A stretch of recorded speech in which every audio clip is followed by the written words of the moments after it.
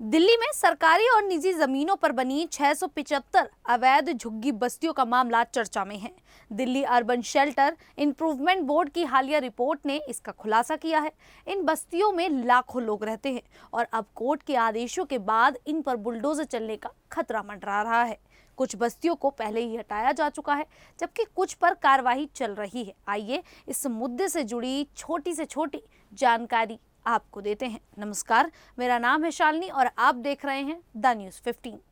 दरअसल Delhi urban shelter improvement board Delhi सरकार के तहत काम करने वाला एक बोर्ड है जो झुग्गी बस्तियों को बेहतर बनाने और उनके पुनर्वास का काम करता है। इसकी ताज़ा रिपोर्ट में बताया गया है कि दिल्ली में 675 अवैध झुग्गी हैं। ये बस्तियां सरकारी और कुछ निजी जमीनों पर बिना अनुमति के बनी हैं। इनमें लाखों मकान हैं जहां लोग सालों से रह रहे हैं। ये बस्तियां कई सरकारी विभागों की जमीन पर बनी हैं, जैसे डीडीए, रेलवे, नगर निगम, DUSIB, न्यू दिल्ली नगर पालिका परिषद, वन विभाग, उत्तर प्रदेश सिंचाई विभाग, सेना, वायुसेना, दिल्ली जल बोर्ड, वक्फ बोर्ड, CPWD, PWD, ग्राम सभा, राजस्व विभाग, NTPC, दिल्ली यूनिवर्सिटी, जामिया, कुछ अस्पतालों जैसे LJP, Maulana Azad medical college और कुछ निजी जमीनें। लेकिन सबसे ज्यादा कब्जा DDA, रेलवे, MCD और DUSIB की जमीनों पर हुआ है।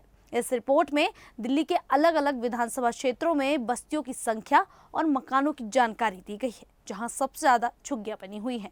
इसमें पहले नंबर पर तुगलकाबाद है, जहां सबसे ज्यादा 82 झुग्गी बस्तियां हैं और 23,381 मकान बने हैं। ये दिल्ली का सबसे प्रभावित इलाका है।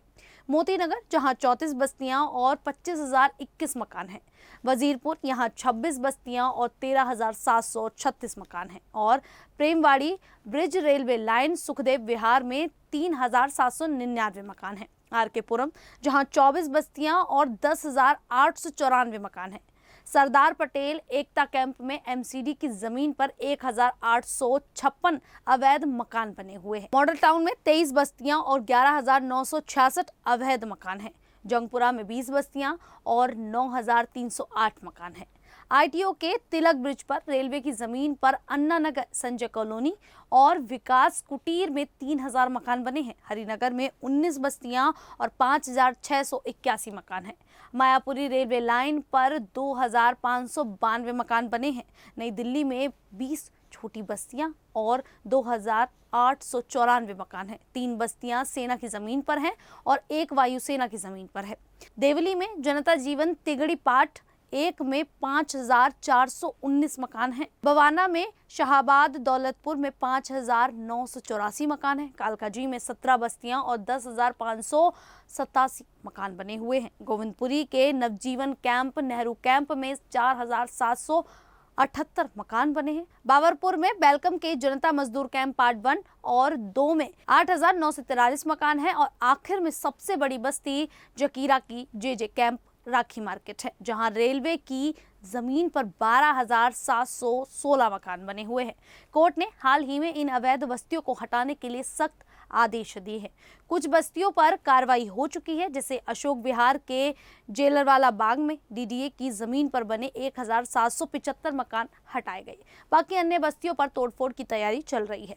कोर्ट ने कहा है कि सरकारी जमीनों को कब्जे से मुक्त करना जरूरी है।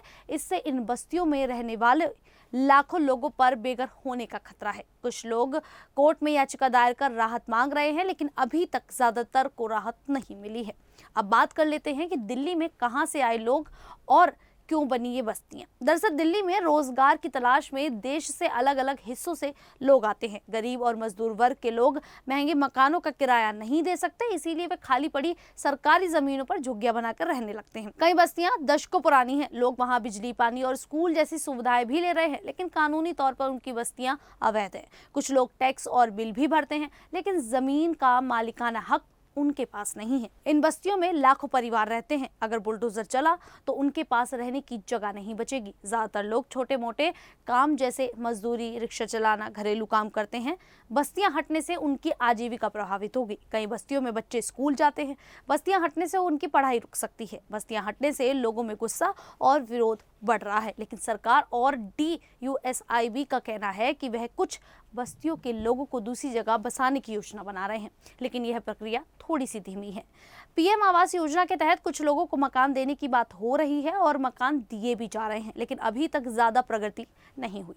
डीडीए, एमसीडी और रेलवे जैसे विभाग कोर्ट के आदेश पर नोटिस जारी कर रहे हैं और बस्तियां हटाने की तैयारी कर रहे हैं और लगातार कई बस्तियों को तोड़ा भी जा रहा है। लेकिन लोगों की मांग है कि सरकार को सभी प्रभावित लोगों के लिए पुनर्वास की ठोस योजना बनानी चाहिए।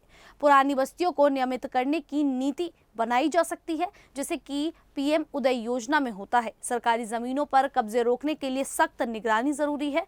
लोगों को अवैध कब्जे के नुकसान और कानूनी प्रक्रिया की जानकारी देनी चाहिए। बस्तियों में रहने वाले लोग कहते हैं कि वे सालों से इन बस्तियों में रह रहे हैं और उनके पास बिजली, पानी के बिल और टैक्स कागज भी हैं। वे पूछते हैं कि अगर उनकी बस्तियां अवैध थी तो सरकार ने पहले क्यों नहीं रोका। बेघर होने का डर और अनिश्चितता से लोग परेशान हैं। उनके पास रहने की और जाने की दूसरी जगह नहीं है। वे सरकार से पुनर्वास की मांग कर रहे हैं। दिल्ली सरकार और DUSIB का कहना है कि वे कोर्ट के आदेशों का पालन कर रहे हैं, साथ ही कुछ लोगों को पुनर्वास देने की कोशिश हो रही है। खैर, दिल्ली की 675 अवैध झुग्गी बस्तियों में लाखों लोग रहते हैं। DUSIB की रिपोर्ट ने इन बस्तियों का खुलासा किया है और कोर्ट के आदेशों से इन पर तोड़फोड़ का खतरा है। तुगलकाबाद, मोतीनगर और वजीरपुर जैसे इलाकों में सबसे ज्यादा बस्तियां हैं। सरकार को पुनर्वास और नियमितीकरण की ठोस नीति बनानी होगी ताकि लोग बेघर ना हो। यह एक जटिल समस्या है जिसके लिए सरकार, कोर्ट और समाज को मिलकर काम करना होगा। इस पूरे मामले को लेकर आप लोगों की जो भी राय है आप हमें कमेंट करके जरूर बताइएगा। अभी के लिए इतना ही, फिर हाजिर होंगे ऐसे ही देश और दुनिया से जुड़ी बड़ी खबरों के साथ। तब तक के लिए देखते रहिए द न्यूज़ 15।